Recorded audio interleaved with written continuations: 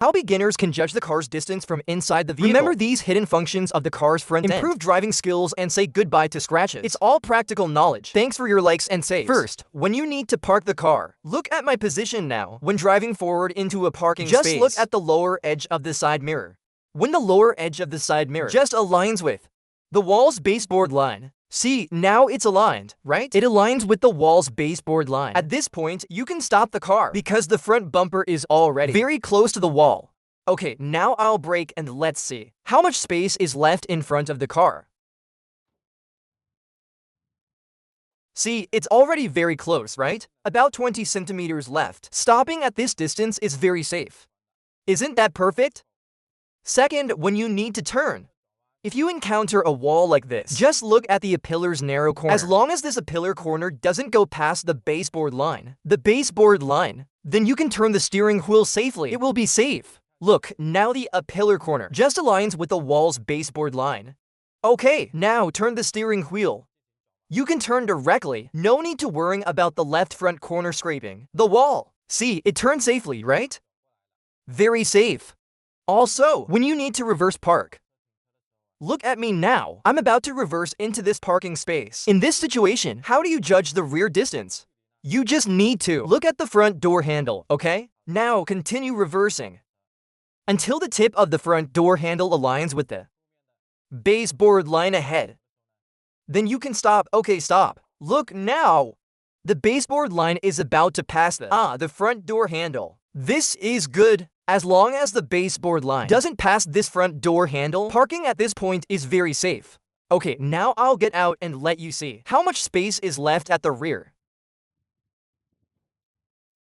See, it's also about 20 centimeters, right? Stopping at this distance is also very safe. It won't affect other vehicles. Very nice. Also, when you need to park by the roadside, don't stop too far forward. Just stop when the hood aligns with the rear bumper of the car ahead. Okay, stop right here. Stopping at this position allows you to pull out with just one turn of the wheel. No need to reverse back and forth. Look, now I turn the wheel fully left. I can drive out directly and leave. No need to reverse back and forth. See? Right. Just one turn and I'm out. Also, if there's a car parked sideways ahead, you can also use the pillar's narrow corner. As long as this pillar corner doesn't pass the chassis of the car ahead, which is about half the tire height, that's fine. Then you can turn the wheel fully left or right and pass safely. Just turn the wheel fully and pass safely. No need to worry about the right side scraping the other car. See, you can get out safely, right? Very nice. Angled parking, reverse parking, parallel parking. One video teaches you 3 parking methods. It's all practical knowledge. Like and save first. First is this angled parking. This is a relatively simple one. First, drive along the parking space forward. Drive until where? Until your B pillar aligns with the center of the parking space. Look, just like this, okay? Then turn the wheel fully left and drive straight forward until both side mirrors can see the parking space lines. Continue forward. See, the left side is visible and the right side too. Basically, both sides are about the same size, okay? At this point, straighten the wheels and reverse directly, see? The car goes in directly, right? No need to adjust the steering wheel, see? Isn't that very nice? It reverses directly in, right?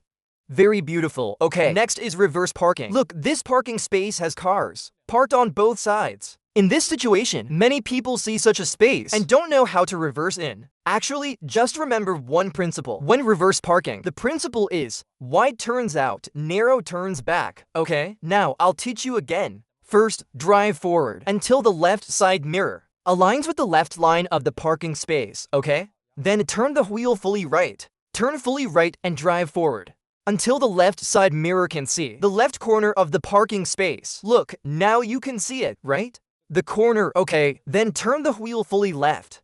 Turn it fully left. Okay, then reverse. See if the rear of the car is going in. See? But look now. The left is narrow, the right is wide, right? In this case, adjust the wheel, okay? First, turn back half a turn and see the situation. Okay, continue reversing. But it's still not good, see? It's still getting narrower. In this case, straighten the wheels completely. Okay, continue reversing. Reverse until the rear wheels have entered the space. Then turn the wheel fully left again. Turn fully left again. Then continue reversing. See? The car is slowly getting in, right? See? Okay, stop. Look, the right side is also about the same size, okay? Then straighten the wheels and continue reversing, see? The car is in, right? Very nice, right, see? Okay, that's done, okay. Look at this parking space now. See if I can reverse in with 2 steering moves. Okay, similarly, drive forward along the parking space line until the right side mirror aligns with the side mirror of the car ahead. Okay, stop, that's good. Then turn the wheel right 1 full turn. 1 turn is enough. Okay, start reversing. Now, just watch the right side mirror. When the front door handle in the right mirror aligns with the curb, then stop. Okay, stop, that's fine. Then turn the wheel fully left. See if it can get in 1 move. See? The car body can enter, see? The right side is also good. Isn't it very nice? See, it can enter in 1 move, right? See if the body can straighten. Well, with 2 steering moves, it can enter. But the body isn't straight yet. Still need to turn the wheel right. Drive forward a bit to straighten the body. This counts as a perfect parallel park. When driving on the road, how do you know the center position of your vehicle when encountering potholes like this? How can you easily straddle them? This video tells you everything. It's all practical knowledge, like and save first. When driving on the road, if you encounter potholes like this, how can you make the car straddle them easily so the tires don't fall in? Okay, now I'll get in the car and demonstrate. See that pothole there, right? Okay, now fasten the seatbelt. You just need to straighten the vehicle. Aim the center of the steering wheel towards the pothole and you can straddle it. See, it straddles it directly. See? It straddled it easily, right? It didn't fall in. Very nice. Some people ask, if there's a car parked sideways ahead, how can you turn safely?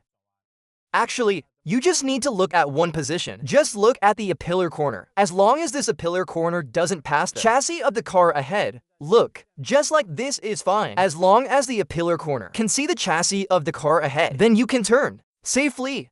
The front corner won't scrape the car ahead. Okay, now I turn the wheel fully right and turn directly. Let you see if the left front corner will scrape the car ahead. See? It can drive out safely, right? No need to worry about scraping that car. When you need to pull over to the roadside, you can just look at the high point of the wiper. Turn right and watch the wiper's high point. When this wiper high point aligns with the roadside, stop. Look, now it aligns with the roadside, right? Okay, that's good.